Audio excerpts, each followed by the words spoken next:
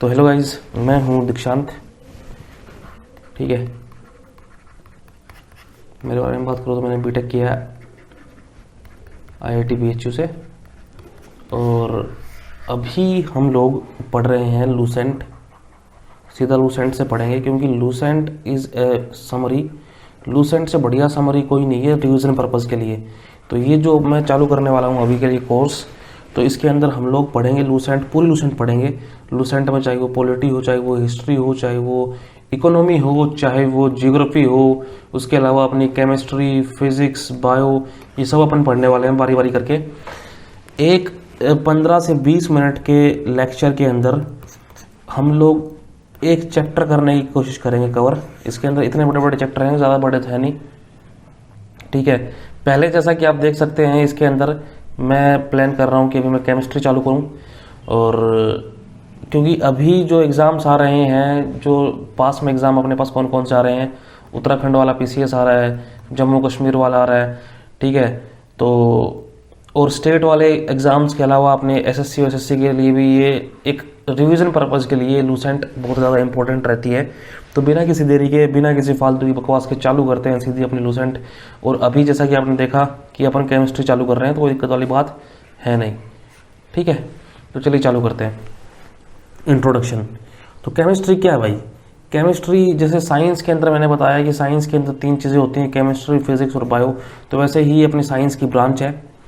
ठीक है, ये मैटर से जुड़ी हुई है। ये बताती है कि भाई मैटर की क्या फिजिकल, क्या केमिकल कैरेक्टरिस्टिक्स हैं। ठीक है, अब ये पेपर में नहीं आएगा, फालतू की स्टेटमेंट है। This is important. ये इम्पोर्टेंट है कि भाई ये अपना लेवोइजियर जो बंदा है, लेवोइजियर जो बंदा है, he is the father of the modern chemistry. इसको आप रट सकते हैं।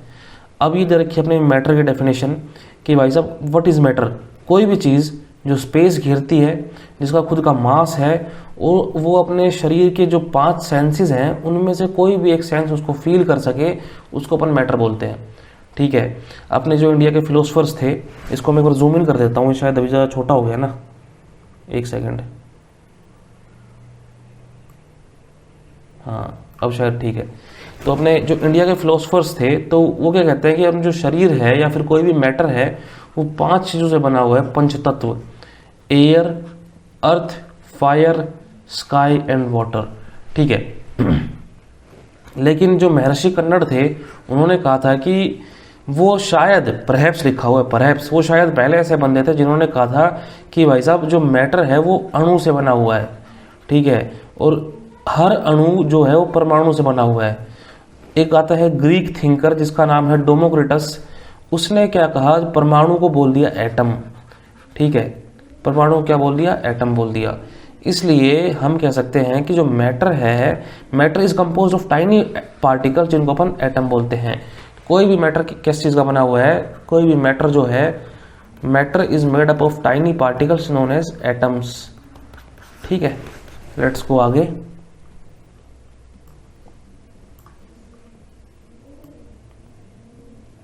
देखो, दिस इज अ मैटर की क्लासिफिकेशन। मैटर को किस पार्ट, कैसे डिवाइड कर रखा है? Matter is divided into 2 parts on the basis of the physical. ये फिजिकल क्लासिफिकेशन है, केमिकल क्लासिफिकेशन है।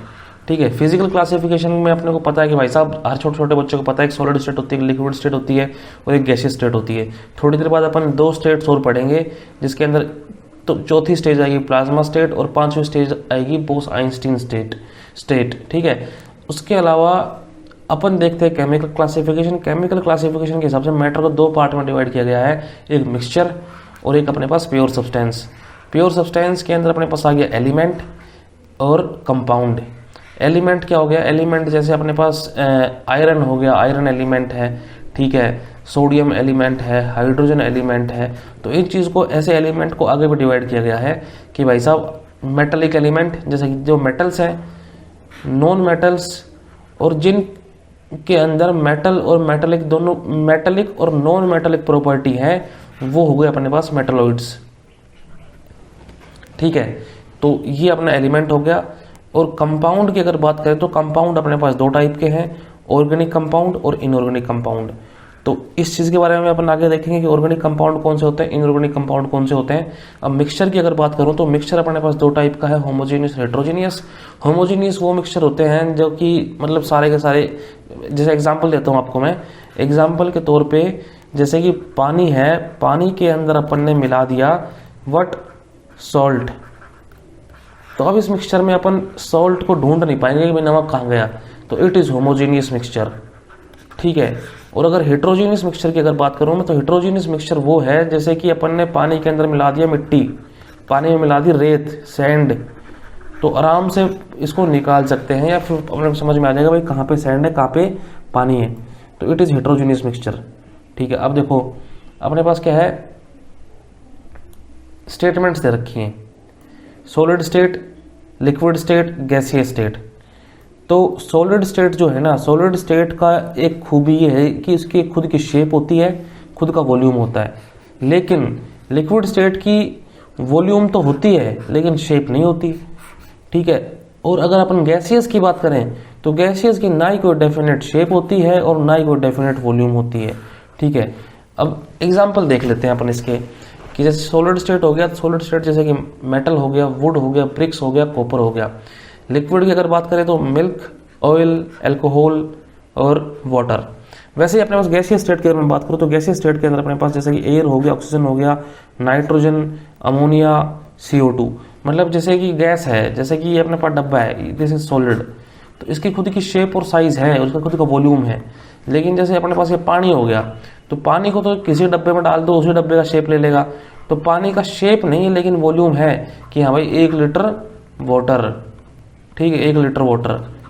लेकिन अगर अपने पास गैस है, ये अपनी गैस हो गई मान लो, तो ये गैस है, तो गैस को अपन इस गैस को डाल नहीं सकते हैं इस डब्बे के अंदर, और इसी गैस को इस डब्बे में डाल सकते हैं, कंप्रेस करके ये इसमें आ जाएगी, और बिना कंप्रेस किए मान लो इसमें आ जाएगी। तो ना ही तो गैस का कोई शेप है, ना कि गैस का वॉल्यूम है। तो अपने पास तीनों चीज़ कंप्लीट हो गई, सॉलिड, लिक्विड, गैसीय स्टेट। चलते हैं थोड़ा सा आगे, जस्ट गिव मी ए सेक, सब गुम हो गया भाई साहब, एक second. This is the next पन्ना अपना, ये रहा। हाँ, तो ये कह रहा है, क्या कह रहा है ये कह रहा है कि भाई साहब सॉलिड स्टेट, लिक्विड स्टेट और वेपर स्टेट, इनको अपन आपस में कन्वर्ट कर सकते हैं, कि सॉलिड को गर्म किया तो लिक्विड बन गया, लिक्विड को गर्म किया तो वेपर बन गया, वेपर को ठंडा किया तो लिक्विड बन गया, ठीक है। तो इसका एग्जांपल जैसे इसने दे दिया कि वाटर जो है, वाटर तीनों स्टेट्स में एग्जिस्ट करता है।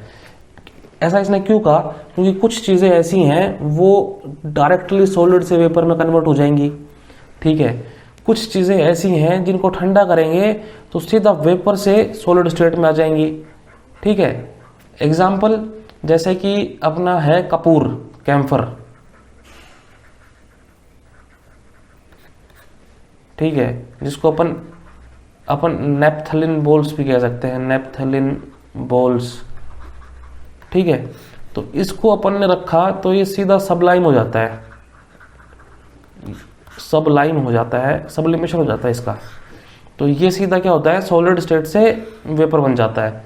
और अगर अपन बात करें CO2 की, तो CO2 क्या है, गैस है, इसको अपन ठंडा करेंगे तो ये वेपर स्टेट से किस में आएगी, सीधा सॉलिड स्टेट में आ जाएगी, ये बन जाएगी अपने पास ड्राई आइस, ठीक है।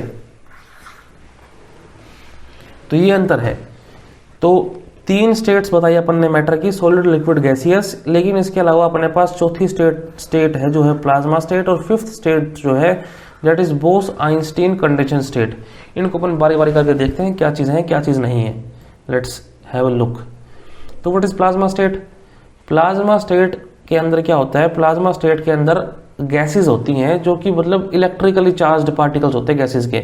ये देखो, the plasma state is a collection of highly energetic and highly excited electrically charged particles। और ये किस चीज़ के इलेक्ट्रिकली चार्ज्ड पार्टिकल्स होते हैं, गैसेस के होते हैं। तो कहने का मतलब क्या हुआ, what is plasma state? Plasma state के अंदर होती है एक तो गैसेस, कैसी gases? Ionised gases. Ionised gas का मतलब क्या हो गया कि ये इलेक्ट्रिकली चार्ज्ड है, इलेक्ट्रिकली चार्ज्ड गैसेज है। और ये कैसी गैसेज हैं? ये बहुत ज़्यादा इनके अंदर एनर्जी है और ये सुपर एक्साइटेड पार्टिकल्स है। तो ये स्टेट कैसे होगी, प्लाज्मा स्टेट। अब देखो ये कहाँ पे यूज़ हो रही है अपने, जो अपने CFL है ना, fluorescent tubes, neon sign bulbs, इनके अंदर क्या होती है, इनके अंदर इनर्ट गैस होती है। और अब इन इनर्ट गैसेस के अंदर जैसे ही अपन, जैसे CFL हो गई अपने क्लोरोफ्लोरोसेंट ट्यूब या फिर ट्यूबलाइट होगी, जैसे ही इसके अंदर अपन इलेक्ट्रिक करंट चलाते हैं या फिर बिजली दौड़ाते हैं इसके अंदर, नोट बिजली दौड़ाते हैं इसके अंदर, तो वो चमकना चालू कर देते हैं। ठीक है, तो जो चमकने वाली चीज़ होती है वो प्लाज्मा होती है यहाँ पे। और प्लाज्मा का जो कलर है वो गैस पर डिपेंड करता है, कौन सी गैस उसके अंदर भरी हुई है। मतलब जैसे कि जो प्लाज्मा जो है, प्लाज्मा इज ग्लोइंग, चमकता हुआ होता है, और इस प्लाज्मा का रंग डिपेंड करता है कि वो गैस कौन सी है। ठीक है, तो देखो ये it is the presence of plasma that makes CFL tube glow. तो यहाँ तक हो गया। अब चलते आगे अपन किस पे, बोस आइंस्टीन कंडेंसेशन स्टेट के ऊपर। देखो भाई बोस आइंस्टीन क्या होता है कि भाई सत्येंद्रनाथ, आई एम सॉरी, हाँ ये होता क्या भाई साहब कि अपने पास ये सत्येंद्रनाथ बोस भाई साहब हैं,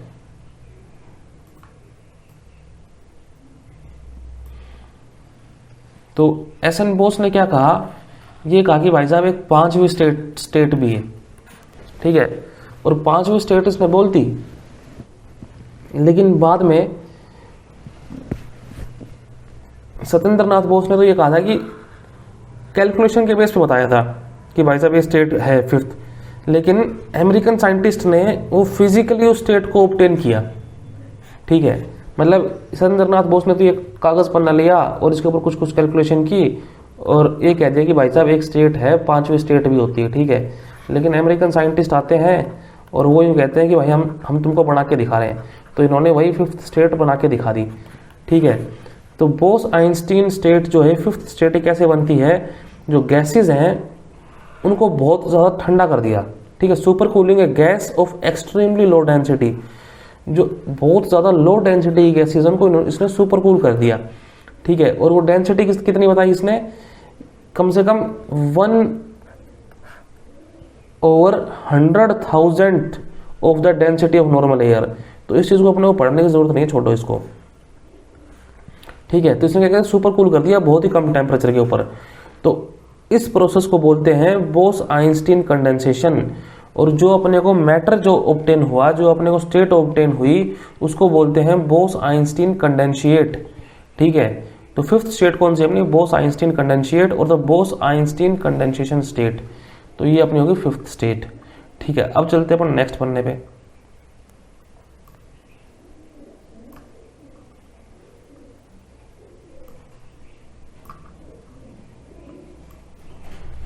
प्योर सब्सटेंस क्या है, एलिमेंट्स क्या है, और मेटल्स, नॉन मेटल्स, मेटलॉइड्स देख रहे हैं अपन इसके अंदर सारे के सारे। तो प्योर सब्सटेंस क्या है भाई साहब, देखो ये थोड़ी सी टेक्निकल वो आ गई कि भाई साहब प्योर सब्सटेंस वो है जो कि सेपरेट नहीं किया जा सकता into other kinds of matters by किसी फिजिकल प्रोसेस के। फिजिकल प्रोसेस इसके अंदर ये बहुत इंपॉर्टेंट है। प्योर सब्सटेंस वो है जिनको फिजिकल प्रोसेस के थ्रू अपन सेपरेट नहीं कर सकते। ठीक है, अब प्योर सब्सटेंस को अपन ने दो पार्ट में डिवाइड किया है, एक अपने पास एलिमेंट हो गए, अपने पास कंपाउंड हो गए। ठीक है, एलिमेंट का एग्जांपल तो जैसे अपने पास आयरन इज एन एलिमेंट। ठीक है, लेकिन कंपाउंड की अगर बात करूं तो Fe2O3 इज ए कंपाउंड। ठीक है, तो अपन देखते हैं एलिमेंट क्या है, simplest form of pure substance जिसको which can neither be broken into nor built from simpler substances by physical and chemical methods is called element। जैसे कि गोल्ड, सिल्वर, हाइड्रोजन, समझ रहे हो। मतलब ये आयरन है, आयरन को अपन किससे बनाएंगे, आयरन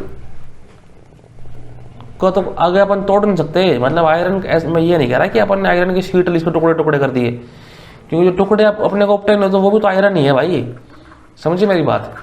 तो प्योर सब्सटेंस में अपने एलिमेंट आ गया, एलिमेंट की डेफिनेशन हो गई, और अपन ने एलिमेंट को अगर तीन पार्ट में डिवाइड कर दिया, मेटल्स हो गए, नॉन मेटल्स हो गए और मेटलॉइड्स हो गए। अब अपन मेटल देखते हैं, व्हाट आर द मेटल्स का, मेटल के कैरेक्टरिस्टिक क्या है।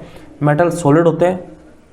ठीक है, हर चीज़ में एक्सेप्शन होती है, वैसे ही मरकरी जो है वो सॉलिड नहीं होता, वो लिक्विड होता है।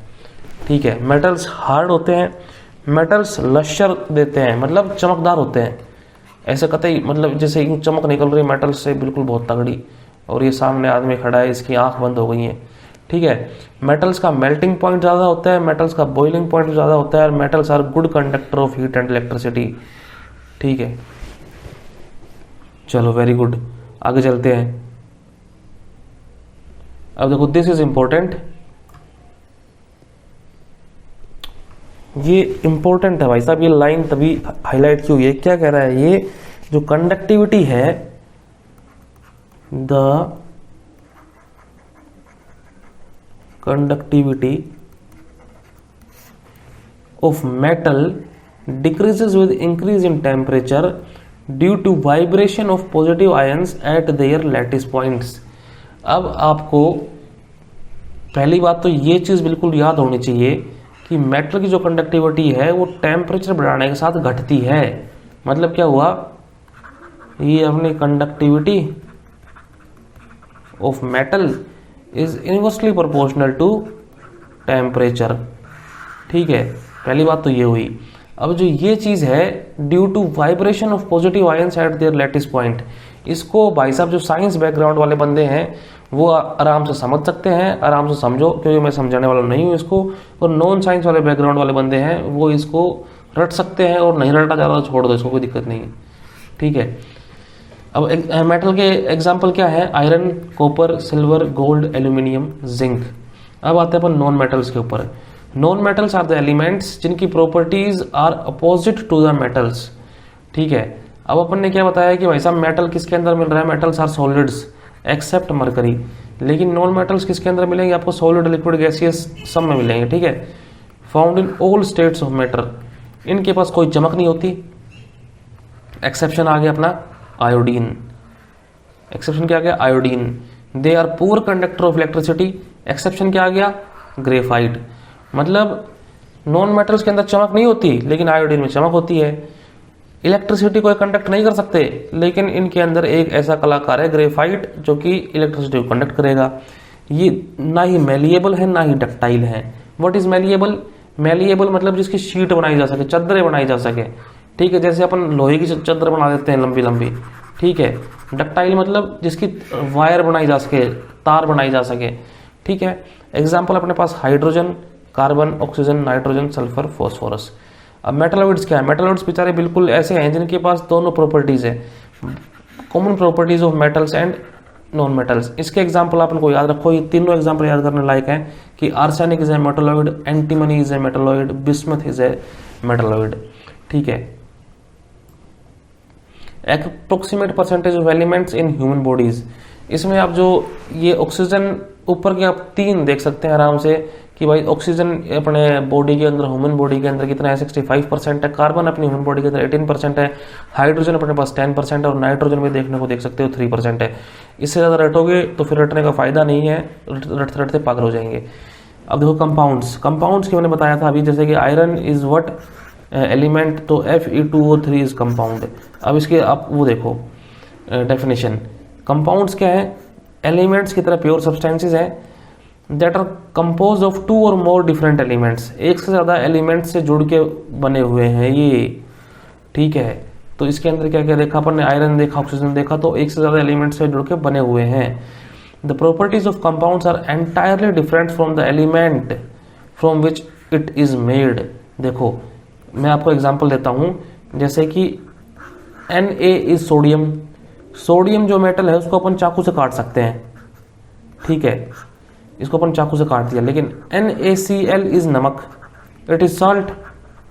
ठीक है, और सोडियम और सॉल्ट में बिल्कुल अंतर है। सोडियम को जैसे ही आप लोग हवा में लेके आओगे ये हो जाता है ऑक्सीडाइज, लेकिन NaCl तो बिल्कुल हवा में रहता है, रोज उसको नमक में डालते हैं। तो ये क्या कह रहा है कि जो प्रॉपर्टीज है कंपाउंड की और एलिमेंट की वो बिल्कुल अलग हो जाती है।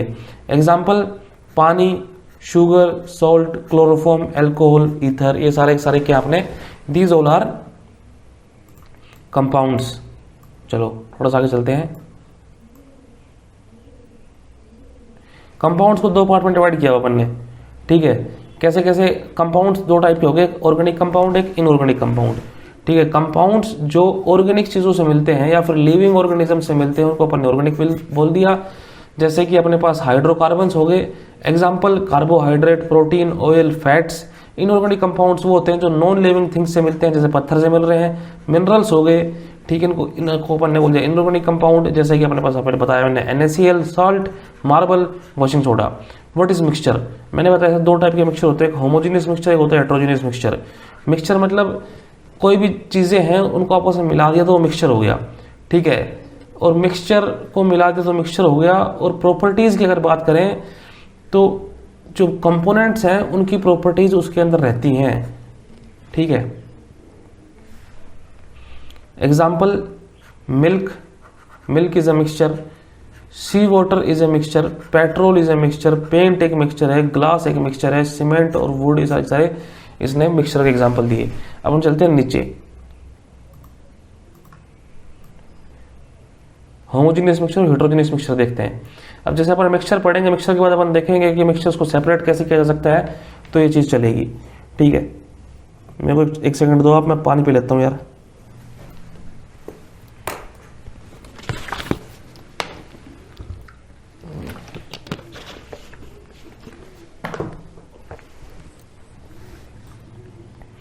एक mixture is said to be homogeneous. एक मिक्सचर होमोजेनियस अपन तब कह सकते हैं तब वो पूरा का पूरा यूनिफॉर्म कंपोजिशन थ्रू आउट, और कोई ऐसी बाउंड्रीज नहीं है सेपरेशन के लिए, बाउंड्रीज ऑफ सेपरेशन। और इसका मतलब क्या हुआ कि अपन ने मानो ये एक ग्लास लिया, ठीक है, इस ग्लास में अपन ने क्या डाला, इस ग्लास में अपन ने डाला पानी, और इसके अंदर डाल दिया अपन ने चीनी या फिर सॉल्ट ले लो। ठीक है, उसको चम्मच लिया, उसको घोल दिया। तो घोलते ही क्या हो जाएगा कि अपने को ना ही पता लग रहा है कि भाई साहब कहाँ इसमें नमक है, कहाँ इसमें पानी है, मतलब कहाँ नमक कहाँ गया, नमक गायब हो जाता बिल्कुल। ठीक है, अपन ऐसे देख के बता भी नहीं सकते कि हाँ भाई ये नमक तैर रहा है इसके अंदर, क्योंकि नमक बिल्कुल घुल चुका है। अगर किसी को दिख रहा है कि भाई नमक इसके अंदर तैरता हुआ तो वो दैट इज नॉट नमक, दैट इज इम्प्योरिटीज। ठीक है, तो ये तो हो गया अपने पास होमोजेनियस मिक्सचर। अगर, और इसका मतलब क्या हुआ कि नो विजिबल बाउंड्रीज, क्योंकि नमक और पानी के बीच में कोई बाउंड्री नहीं है। ठीक है, the constituents can not be seen even by a microscope. ठीक है, एग्जाम्पल, नमक घोल दिया अपन ने पानी के अंदर, शुगर घोल दिया पानी के अंदर, आयोडीन को घोल दिया अपन ने CCl4 के अंदर, बेंजीन को टोल्यूइन के अंदर, मिथाइल अल्कोहल को पानी के अंदर। मिथाइल अल्कोहल या फिर इथाइल अल्कोहल जैसे अपनी वो हो गई, क्या कहते हैं, रेड लेबल। ठीक है,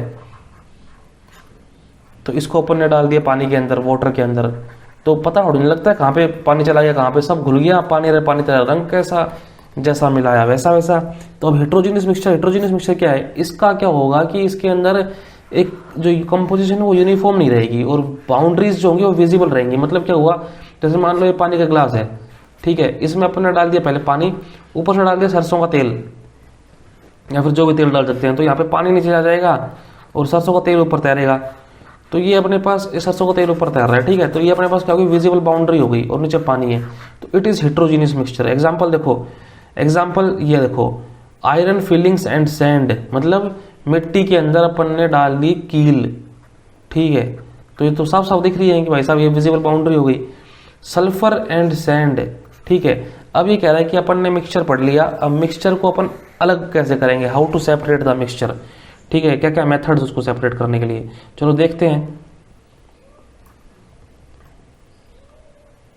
sublimation, what is sublimation? Sublimation का मतलब ये है कि जो सॉलिड है ना, सॉलिड डायरेक्टली वेपर में कन्वर्ट हो जाए, लिक्विड ना बने। ठीक है, क्या हो रहा है कि होता क्या है कि सॉलिड क्या होता है, अपन क्या सोचते हैं, सॉलिड पहले लिक्विड बनेगा और लिक्विड क्या बनेगा, फिर बाद में गैस बनेगा। लेकिन क्या कह रहा है, ये गैसेस बनेगा, लेकिन सब्लिमेशन में क्या हो जाएगा, सीधा सॉलिड गैस बन जाएगा। तो ये अपने सब्लिमेशन हो गया। तो इसमें क्या होएगा कि अपन उन चीज़ों को सेपरेट कर सकते हैं जो डायरेक्टली सब्लाइम हो जाएं। जैसे कि अपने पास ये हो गया, नेफ्थलीन हो गया, आयोडीन हो गया, अमोनियम क्लोराइड हो गया, कैम्फर हो गया। The process of direct conversion of vapour into solid is called होर फ्रोस्ट। ठीक है, एक सेकंड में बताता हूँ क्या कहना चाह रहे हैं ये कहना चाह रहे हैं, देखो, just give me a second. एक सेकंड गाइस, ये कहना चाह रहे हैं कि ये अपन ने लिया कहाँ से किया, ये अपन ने लिया सॉलिड, सॉलिड को कन्वर्ट किया अपन ने किस में, गैस में, गैसेस में या फिर वेपर में।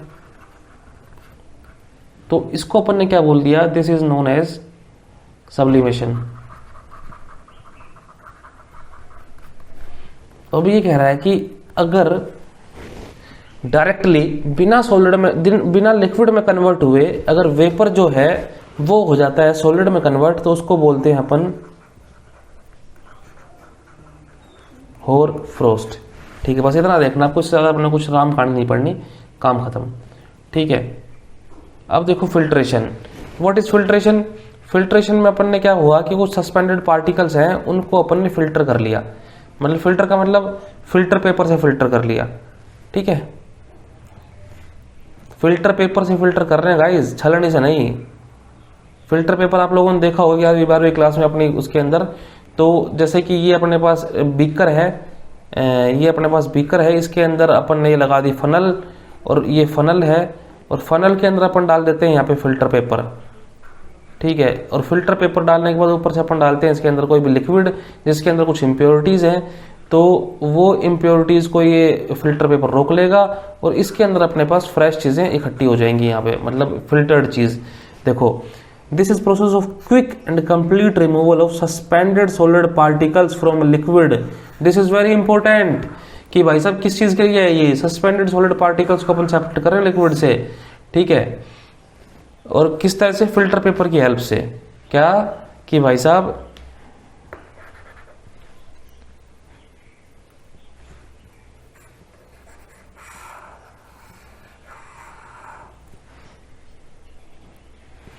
कि फिल्ट्रेशन किस चीज के लिए, सस्पेंडेड सॉलिड पार्टिकल्स को अपन हटा रहे हैं लिक्विड से। ठीक है, किस चीज की मदद से, फिल्टर पेपर की मदद से।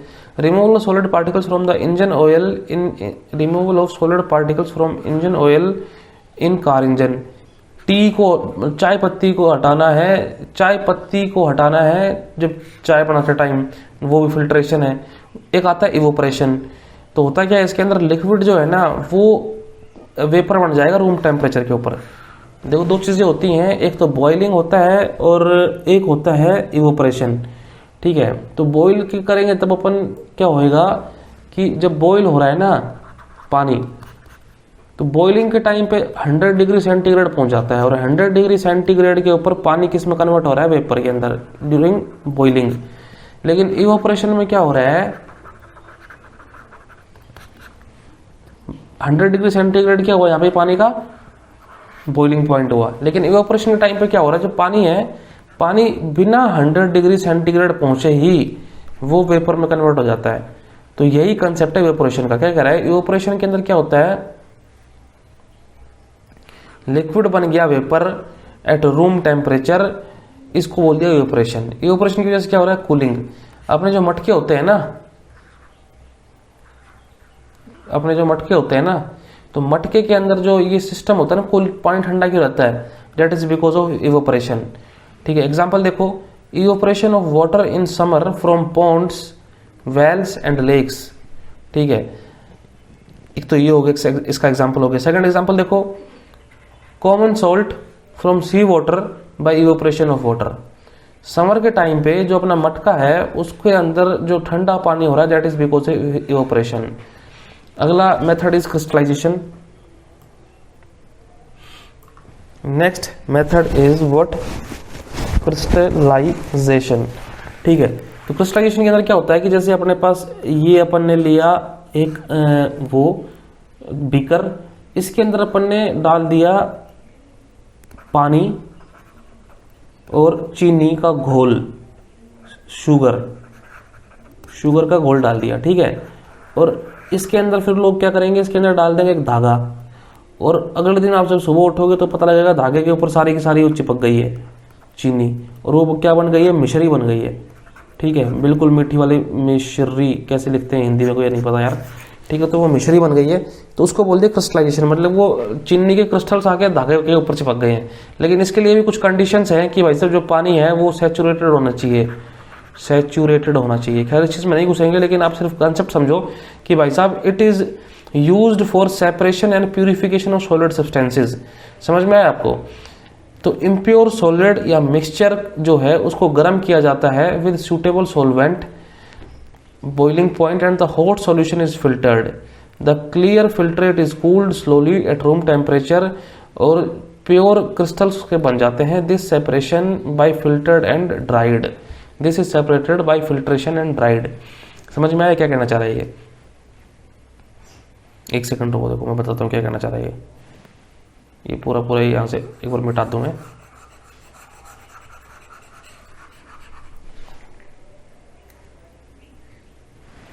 ये कहना चाह रहा है कि ये किस लिए यूज किया जाता है, it is use for solid substances के प्यूरिफिकेशन के लिए। पहली बात तो ठीक है, होता क्या है कि इम्प्योर सॉलिड जो है ना,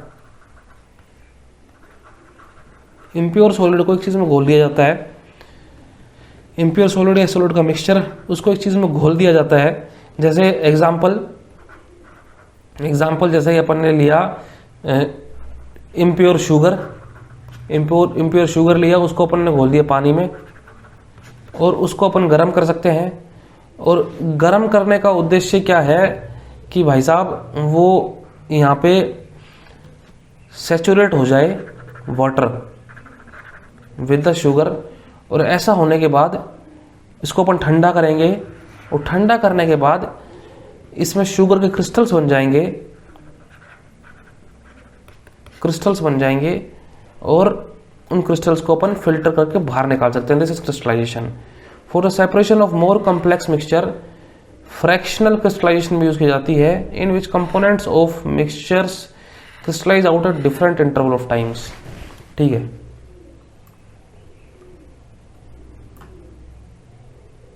एक सेकंड गाइस, अगला पन्ना निकाल लेता हूं मैं। अब डिस्टिलेशन तो आप लोगों को सबको पता होगा। Distillation is the process of converting liquid into, liquid को बना दिया वेपर के अंदर गर्म करके और उसके बाद में ठंडा कर दिया और into the same liquid by cooling. The distillation involves vaporisation and condensation both. ठीक है, तो मतलब क्या हुआ, कोई पूछेगा डिस्टिलेशन के अंदर क्या हो रहा है, डिस्टिलेशन के अंदर पहले वेपर बना रहे हैं फिर बाद में उसको कंडेंस कर रहे हैं।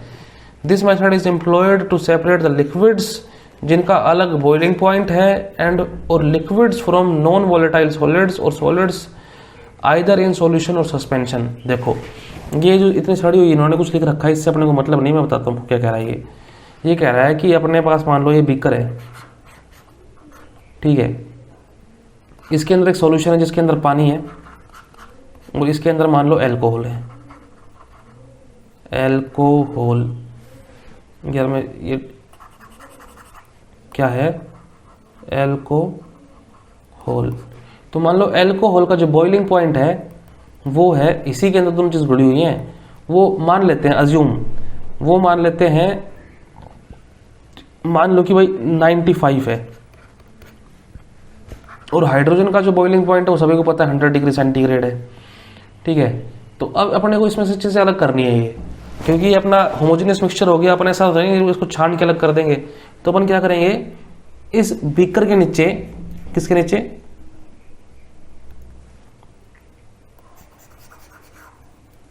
इस बीकर के नीचे यहां पे लगा देंगे आग, बर्नर रख देंगे, बर्नर, और इसको ऊपर से बिल्कुल कर देंगे पैक और यहां से जाएगी एक ट्यूब। ठीक है, और वो ट्यूब जो जाती है ऐसे करके और वो ट्यूब जाएगी दूसरे बीकर के अंदर, यहाँ से बिल्कुल पैक है, यहाँ से कोई भी वेपर निकल नहीं पाएगा, जो वेपर जाएगा वो सिर्फ इस ट्यूब के अंदर जाएगा ऊपर। ठीक है गाइस, तो अपन इसको गर्म करेंगे, गर्म करके इसको पहुंचा देंगे 95 डिग्री सेंटीग्रेड के ऊपर। जैसे 95 डिग्री सेंटीग्रेड पहुंचाएंगे तो अल्कोहल होएगी बॉयल होना, अल्कोहल जब बॉयल होएगी तो अल्कोहल बन जाएगी वेपर।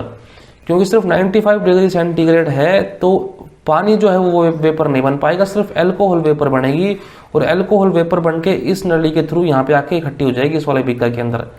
ठीक है, तो इससे क्या होगा कि अल्कोहल आ गई इधर और पानी क्योंकि बॉईल नहीं हो पाया क्योंकि टेम्परेचर 95 डिग्री सेंटीग्रेड था, तो पानी यहाँ इकट्ठा हो जाएगा, यहाँ बच जाएगा। ठीक है, तो इसको बोल दिया इन्होंने डिस्टिलेशन। ठीक है, इसको बोल दिया इन्होंने डिस्टिलेशन। तो ये तो डिस्टिलेशन हो गया। इसके बाद अपन चलते हैं आगे, अगला जो इसने बताया फ्रैक्शनल डिस्टिलेशन। फ्रैक्शनल डिस्टिलेशन भी ऐसा ही है, क्योंकि पहले मैं इसको मिटा देता हूँ।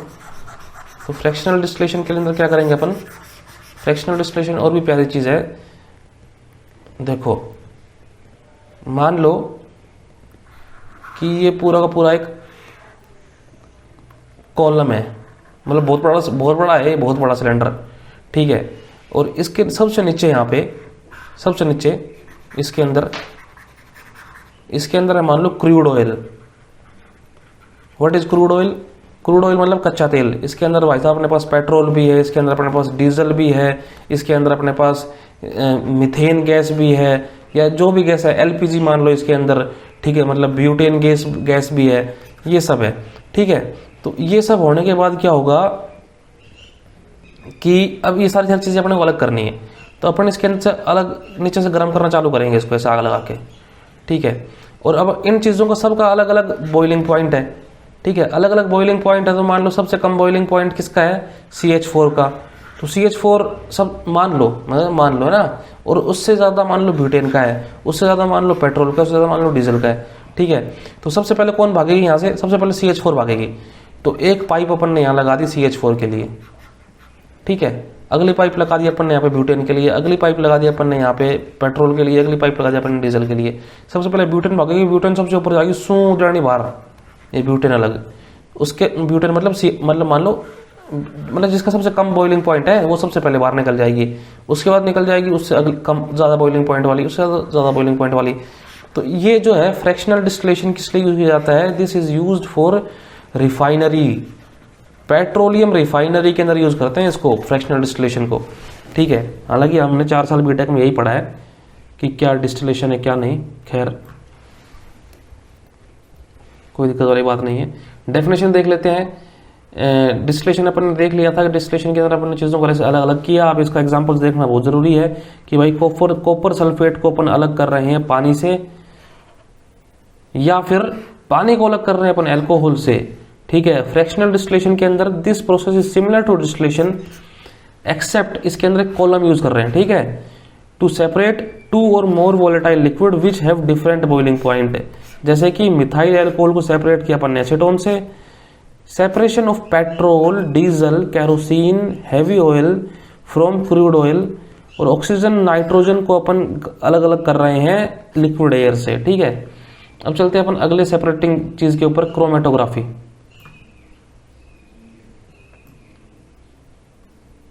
ये ओवरलैप कैसे कर गया यार, एक सेकंड गाइस, बस एक पन्ना बचा अपना।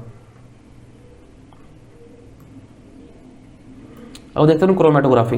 क्रोमेटोग्राफी क्या है भाई साहब, chromatography is technique based on the difference in rate at which components of a mixture are absorbed in suitable absorbent. ठीक है, ये हो गई अपनी chromatography. The technique of chromatography is based on the difference in the rate at which components of a mixture are absorbed in a suitable absorbent। कोई भी absorbent होता है, मान लो जैसे कि मान लो क्या कहूँ आपको, जैसे कि मान लो कोई ऐसी चीज है जो कि ये एक एब्जॉर्बेंट मान लिया अपन ने। एब्जॉर्बेंट जैसे कि अपन ने मान लिया, जैसे कि स्पंज मान लो, एग्जाम्पल बहुत सिंपल तौर पे स्पंज है ये। ठीक है, तो स्पंज के अंदर किस रेट के ऊपर कोई चीज एब्जॉर्ब हो रही है, जैसे कि ये स्पंज है और ये अपना टेबल पड़ा है, बहुत सिंपल वे पर। ठीक है, इसके अंदर पानी पड़ा है, तो इस स्पंज को डाल के रख दिया अपन ने इस पानी के ऊपर, और पानी को एब्जॉर्ब कर लेगा, और ये अपना तो उस तरीके से अपनी टेबल साफ हो जाएगी। ठीक है, इस चीज को अपन मतलब कह सकते हैं कि यहाँ पे सिंपल लैंग्वेज में इट इज क्रोमेटोग्राफी, लेकिन ये बहुत ही ज्यादा सिंपल लैंग्वेज हो गई है ना। खैर, अब आगे अलग अलग टाइप की क्रोमेटोग्राफी के वो दे रखे हैं नाम, उनको आप देख लो और ज़्यादा दिमाग लगाना नहीं है, क्योंकि बिना मतलब टाइम खराब करने का मतलब नहीं है। ठीक है, अलग अलग चीज़ें हैं, जैसे कि अपने पास column chromatography, thin layer chromatography, paper chromatography, high pressure liquid chromatography, ion exchange chromatography, gas chromatography, बस ज़्यादा कुछ दिमाग लगाना नहीं है इसके अंदर। अब देखो sedimentation and decantation. What is sedimentation and decantation? तो जैसे कि ये अपने पास एक बीकर है, इसके अंदर अपन ने लिया पानी और उस पानी के अंदर मिट्टी घुली हुई है, ठीक है। तो इसके अंदर पानी है, पानी के अंदर मिट्टी घुली हुई है पूरी की पूरी, ठीक है। तो अब क्या करो, इसको 1 घंटे के लिए छोड़ दो। 1 घंटे के लिए छोड़ देंगे, क्या हो जाएगी, सारी मिट्टी हजम जाएगी और पानी ऊपर बच जाएगा। उसको क्या बोल दिया अपन ने, दैट इज सेडिमेंटेशन। तो देखो, this method is used in an insoluble solid heavier than liquid, example पानी और मिट्टी। Muddy water is allowed to stand and undisturbed, कुछ टाइम के लिए एक बीकर के अंदर the particles of earth settle at the bottom, इस प्रोसेस को बोल देते हैं अपन सेडिमेंटेशन। और जो ऊपर वाला जो लिक्विड बच गया ना, ये लिक्विड, साफ लिक्विड, इसको अपन उठा के दूसरे बीकर में डाल लेते हैं और इस प्रोसेस को बोल देते हैं ये डिकेंटेशन। बस चलते हैं आगे। Concept of change in state, अभी अलग अलग चीजें, what is melting point, boiling point, freezing point, evaporation, vapour pressure, condensation, बस ये 3-4 स्टेटमेंट है, चैप्टर खत्म अपना यहाँ पे। मेल्टिंग पॉइंट क्या है भाई, मेल्टिंग पॉइंट होता है कि when solid becomes liquid upon absorbing heat under normal pressure is called melting point, ठीक है। मान लो मतलब जैसे एग्जांपल सोडियम क्लोराइड का melting point is 800 degree centigrade. Melting point किसी भी सब्सटेंस का क्या होता है, फिक्स्ड होता है, लेकिन अगर उसके अंदर इम्प्योरिटीज हैं तो मेल्टिंग पॉइंट चेंज हो सकता है बहुत तगड़े तरीके से। एग्जाम्पल जैसे कि नमक के अंदर, वैसे तो जनरली पानी का जो मेल्टिंग पॉइंट है दैट इज 0 डिग्री सेंटीग्रेड, ठीक है ना। वाटर का मेल्टिंग पॉइंट है 0 डिग्री सेंटीग्रेड, लेकिन उसके अंदर अगर पानी में अपन ने सॉल्ट मिला दिया तो उसका जो हो जाएगा दैट इज -15 डिग्री सेंटीग्रेड। बस मतलब ये होगा कि इम्प्योरिटीज डालने से जो मेल्टिंग पॉइंट है वो अपना ऊपर नीचे हो सकता है, ठीक है। अब आप आते हैं बॉइलिंग पॉइंट के ऊपर। बॉइलिंग पॉइंट क्या है, जिसके ऊपर लिक्विड जो है वो बन गया वेपर नॉर्मल एटमॉस्फेरिक प्रेशर पे, उसको बोलते हैं अपन ने बॉइलिंग पॉइंट। जैसे कि अपने पास पानी का इज 100 डिग्री सेंटीग्रेड, इथेनॉल का 78, क्लोरोफॉर्म का 62, एसीटोन का 46। बॉइलिंग पॉइंट कम हो जाता है with decrease in atmospheric pressure, ठीक है। अगर इम्प्योरिटीज हैं तो वो बॉइलिंग पॉइंट को बढ़ा भी सकती हैं। देखो एटमॉस्फेरिक प्रेशर से कैसे कम हो रहा है अपना बॉइलिंग पॉइंट, जैसे कि अपना ये पहाड़ है, ठीक है, तो सभी को पता है कि भाई साहब और अपन रह रहे हैं यहाँ पे, तो जैसे जैसे अपन ऊपर जाएंगे तो जो प्रेशर है वो कम हो जाएगा। तो ये लिक्विड है, तो लिक्विड के ऊपर हवा का दबाव कम हो जाएगा। जैसे हवा का दबाव कम होएगा तो लिक्विड और जल्दी आराम से इसके अंदर से उड़ पाएगा, ठीक है, गर्म करने पे तो जल्दी उड़ पाएगा। तो मतलब उसको बॉईल करने में अपने को कम तापमान लगेगा, तो कम तापमान लगेगा तो वो जल्दी उबल जाएगा, ठीक है। तो वही हो ना, तो बॉइलिंग पॉइंट कम हो रहा है with decrease in atmospheric pressure, मतलब पहाड़ों पे जाने के ऊपर बॉइलिंग पॉइंट चीज़ों का कम हो जाता है। अब आओ फ्रीजिंग पॉइंट पे। द फ्रीजिंग पॉइंट क्या है, जिसके अंदर चीज़ फ्रीज हो जाती है, ठीक है। बस freezing point of water 0 degree centigrade. Evaporation मैंने बताया अभी कि भाई साहब लिक्विड कन्वर्ट हो गया वेपर के अंदर at room temperature is called evaporation. Evaporation से क्या होता है, evaporation causes cooling. During evaporation molecules क्या होता है, ये मतलब कूलिंग कैसे हो रही है, ये कह रहा है कि इवेपोरेशन के टाइम पे कूलिंग कैसे हो रही है। तो इसका मतलब क्या हुआ कि जो मॉलिक्यूल्स हैं उनकी काइनेटिक एनर्जी ज़्यादा होती है, ठीक है, और जिनकी काइनेटिक एनर्जी ज़्यादा होगी मतलब उनके पास ज़्यादा गर्मी है, ठीक है। और जैसे ही जिनकी काइनेटिक एनर्जी ज़्यादा है और इवेपोरेट होने पे वो मॉलिक्यूल्स उस लिक्विड से बाहर चले जाएंगे, तो ज़्यादा काइनेटिक एनर्जी वाले मॉलिक्यूल्स चलेंगे छोड़ के, तो यहाँ पे इस चीज़ को कूल डाउन कर देगा, ठीक है। बस तो cooling takes place during evaporation because temperature of liquid is directly proportional to the kinetic energy. वही मैंने बताया ना कि काइनेटिक एनर्जी में ज़्यादा गर्मी है तो ये चीज़ चले जाएंगे ऐसे उड़ के।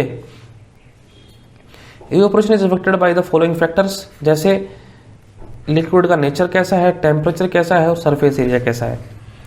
मतलब क्या हुआ इसका मतलब मैं बताता हूँ आपको।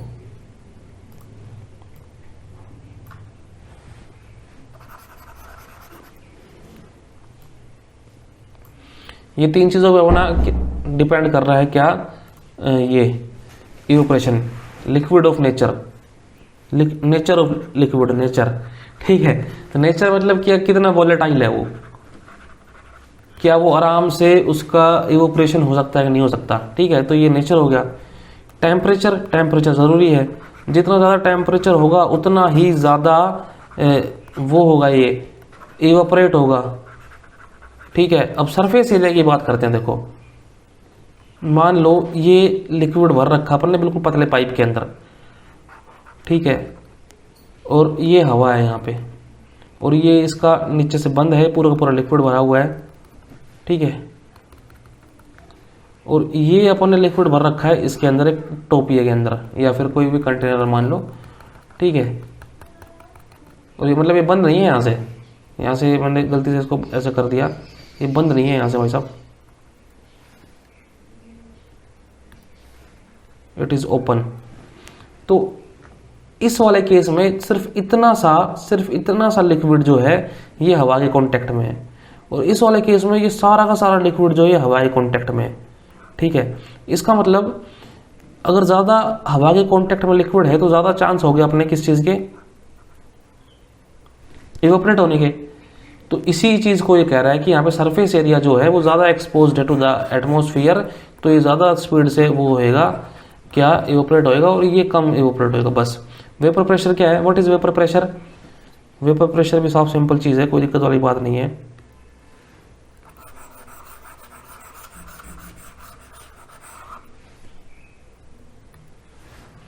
जैसे मानो ये अपना पास डब्बा है, इसके अंदर अपन लिक्विड डाल रखा है पूरा का पूरा, इसको ऐसे बनाता हूँ लिक्विड को कई बार, और कुछ इस लिक्विड के कुछ पार्टिकल्स ऐसे होंगे जो कि यहाँ पे वेपर बन गए होंगे, ठीक है, जो कि सिर्फ यही वेपर बन रहे हैं, ठीक है, इवोपरेट हो के। तो ये जो वेपर जो है ये इन वेपरों का प्रेशर इस लिक्विड के ऊपर इसको अपन बोलते हैं वेपर प्रेशर। देखो the pressure exerted by the vapours of liquid in equilibrium with liquid at given temperature is called. अब सिर्फ इतना रखो कि प्रेशर, वेपर्स जो प्रेशर डाल रहे हैं उसको बोलते हैं वेपर प्रेशर। वेपर प्रेशर किस पर डिपेंड कर रहा है कि नेचर के ऊपर और टेम्परेचर के ऊपर। नेचर मतलब कि वो कितना ज़्यादा वो है, कितनी आराम से वो इवोपरेट हो सकता है, ये तो नेचर हो गया। और टेम्परेचर, जितना ज़्यादा टेम्परेचर होगा उतना ज़्यादा वेपर बनेंगे, काम खत्म। Higher the vapour pressure of particular liquid, थोड़ा नीचे चलते हैं, higher the vapour pressure of जितना ज़्यादा वेपर प्रेशर होगा lesser will be the magnitude of intermolecular forces present in the molecules. कैसे बताइए, कैसे लाइन हुई है? ये कह रहा है कि ये लिक्विड है पूरा का पूरा, ठीक है, इसके ऊपर क्या है, यहाँ पे इस चीज़ के ऊपर अपने पास यहाँ पे क्या है, ये सारा वेपर है, मान लो इसके ऊपर इतना है, ठीक है, और ये एक लिक्विड और है, इसके ऊपर बहुत सारे वेपर हैं, ठीक है। तो ये यूँ कह रहा है कि जितने ज़्यादा वेपर बनेंगे ना उतना ही, जितना ज़्यादा वेपर है उतना ही आपस के अंदर इसके अंदर बॉन्डिंग कम है। बॉन्डिंग कम का मतलब क्या हुआ कि अगर इंटरमोलिकुलर फोर्स ज़्यादा होगा तो वो वेपर बढ़ने नहीं देगा, ठीक है। अगर इंटरमोलिकुलर फोर्स कम होगा तो ज़्यादा वेपर बनेंगे, अगर ज़्यादा ही फोर्स आपस में यहाँ पे ज़्यादा फोर्स हो गया तो वेपर बनेगा ही नहीं। Vapour pressure of liquid increases with increase in temperature, ठीक है। अब देखो कंडेंसेशन, देखो कंडेंसेशन मतलब क्या हो गया कि भाई साहब वो ठंडी हो गई चीज़। अब तक अपन वेपराइजेशन कर रहे थे, सब्लिमेशन कर रहे थे, अब क्या कर रहे हैं, ठंडा कर रहे हैं। Condensation is a process of change of substance from its gaseous to liquid state, ठीक है। On cooling the gas particles, जैसे इसको ठंडा करेंगे तो उनकी काइनेटिक एनर्जी कम हो जाएगी, तो उनका मोशन भी कम हो जाएगा, और वो आपस में बहुत वो एक दूसरे के क्लोज आ जाएंगे, और एक दूसरे के क्लोज आ जाएंगे तो वो क्या हो जाएंगे, अल्टीमेटली गेट लिक्विफाइड, तो वो लिक्विफाई हो जाएंगे, लिक्विफाइड, ठीक है। तो ये अपना हो गया चैप्टर नंबर 1 अपना केमिस्ट्री का। इसके बाद अपन देखेंगे चैप्टर नंबर 2 और केमिस्ट्री का, उसके अंदर कैसा क्या काम का है, जो काम का है वही उठाऊंगा, फालतू की चीज़ें नहीं उठाऊंगा मैं। ये चैप्टर इंपॉर्टेंट था इसलिए इसके अंदर मैंने सारी चीज़ करवाई है। अगले में अपन देखेंगे कैसे क्या करना है, ठीक है गाइज। तो ये इसके अंदर अपन 4-5 पन्ने निपट गए। Okay guys, so thanks for watching.